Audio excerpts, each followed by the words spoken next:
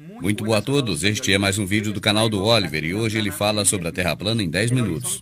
O horizonte se vê plano, não importando a altura que está o observador. Todos os vídeos de aviões, drones ou balões a grande altura, se for gravado sem utilização da lente olho de peixe da GoPro, vai aparecer um horizonte plano, mesmo a 3.000 metros de altura. Somente a NASA e suas comparsas mostram algum tipo de curvatura nas suas imagens falsas feitas em computador. No entanto, o horizonte vai se encontrar sempre à altura dos olhos, na medida em que vamos ganhando altura. Assim você não tem que olhar para baixo para vê-lo. Se a Terra fosse uma esfera, sem levar em conta seu tamanho, o horizonte não se elevaria, ficaria fixo e teríamos que olhar para baixo para poder enxergá-lo. Se a Terra fosse uma esfera de 40.000 quilômetros de circunferência, segundo a trigonometria esférica, o horizonte deveria desaparecer da nossa visão 8 polegadas por cada milha de distância elevada ao quadrado. No entanto, você enxerga objetos em distâncias que jamais poderiam ser visíveis se houvesse a tal curvatura. Você vê a cidade de Chicago a partir de Michigan a uma distância de 96 quilômetros. Isso seria impossível se a Terra fosse uma esfera, porque ela estaria oculta atrás da curvatura a 2.354 metros.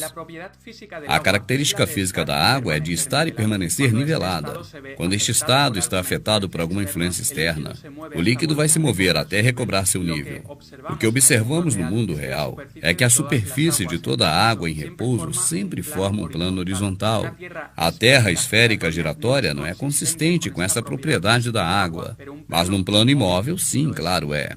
Segundo a teoria heliocêntrica, a Terra se encontra girando e orbitando pelo espaço sideral a milhares de quilômetros por hora. E sem dúvida nada você sentiu ou ouviu a respeito de sentir alguma coisa desse tipo.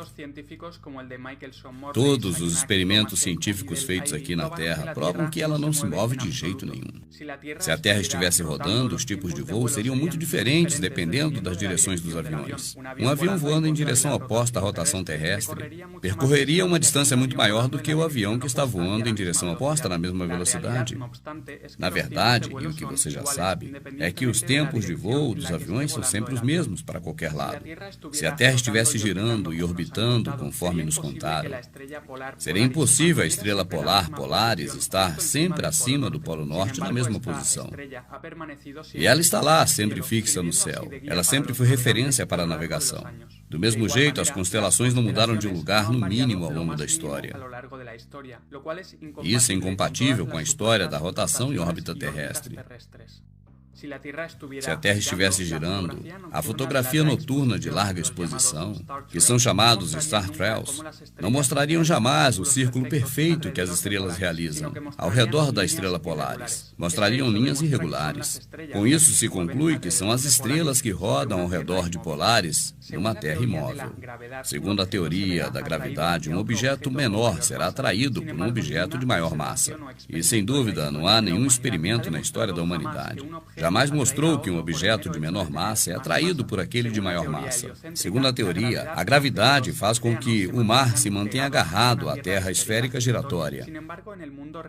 E você sabe que a água jamais vai ficar presa numa esfera, ainda mais se essa estiver rodando. Todos estes fenômenos atribuídos à gravidade nunca, jamais foi observado no mundo real. Portanto, de acordo com o método científico, isso não está certo, pois esse tem um critério a ser adotado. Segundo a teoria heliocêntrica, estes efeitos da gravidade estão acontecendo no espaço sideral, e somente a NASA e suas comparsas conseguem perceber isso.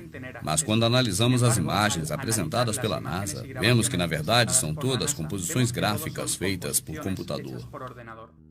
A partir da missão Apollo 11, que supostamente teriam pisado na Lua, existem inúmeros exemplos de fraudes feitos pela NASA. A fotografia oficial do planeta de 2012 apresenta nuvens clonadas no Photoshop. A foto oficial de 2015 mostra a palavra sexo em inglês nas nuvens. O tamanho dos Estados Unidos varia enormemente entre a fotografia de 2012 e 2007. A suposta gravação de Júpiter de 2016, feitas pela Hubble, é claramente uma animação de computador. Além disso, as fotografias de Júpiter de 2014 e de 2016, elas são idênticas. Sabemos também que nas gravações da estação espacial dá para se ver bolhas d'água, o que demonstra que esses astronautas não estão no espaço sideral, mas sim numa piscina, e o fundo é modificado pelo computador, como se fazem nos filmes. Outros detalhes fraudulentos têm sido detectados nas gravações da ISS. Usam cabos para simular o efeito da gravidade zero. Segundo o modelo heliocêntrico, o Sol é uma bola de fogo muito maior do que a Terra. Ela se encontra a 150 milhões de quilômetros. No entanto, gravações feitas nas alturas mostram um foco de luz logo abaixo do Sol. Isto mostra que ele está muito perto da Terra, logo acima das nuvens. O tamanho do Sol e também da Lua são muito menores do que o da Terra. Isso você pode ver a olho nu.